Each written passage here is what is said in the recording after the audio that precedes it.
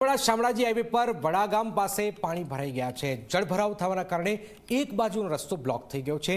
RNB વિભાગ પાણીનો નિકાલ ન કરતું હોવાની ફરિયાદ છે। પાણીનો નિકાલ ન થતાં જ વાહન ચાલકો ગ્રામજનો પરેશાન છે। વર્ષોથી રજૂઆત કરવા છતાં કોઈ ધ્યાન લેવાતું નથી। હાઈવે પર નદી વહેતી હોય તેવા દ્રશ્યો હાલમાં સર્જાઈ રહ્યા છે। મહીસાગરના દ્રશ્યો આપ જોઈ રહ્યા છો કે જ્યાં મુશ્કેલીનો સામનો લોકોને કરવો પડી રહ્યો છે।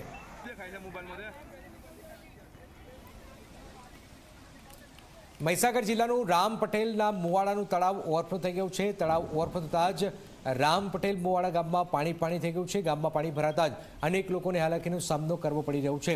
તળાવના પાણી ઘરમાં ઘૂસતા જ ગ્રામજનોને ભારે હાલાકી છે। મહીસાગરમાં મોડી રાત્રે પડેલા વરસાદના કારણે આ તારાજી સર્જાઈ છે।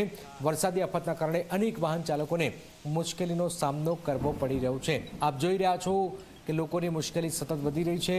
લોકોના ઘર અને તળાવ તૂટતા જ આ પાણી થયું છે। ખેતરોમાં પાણી થયા છે।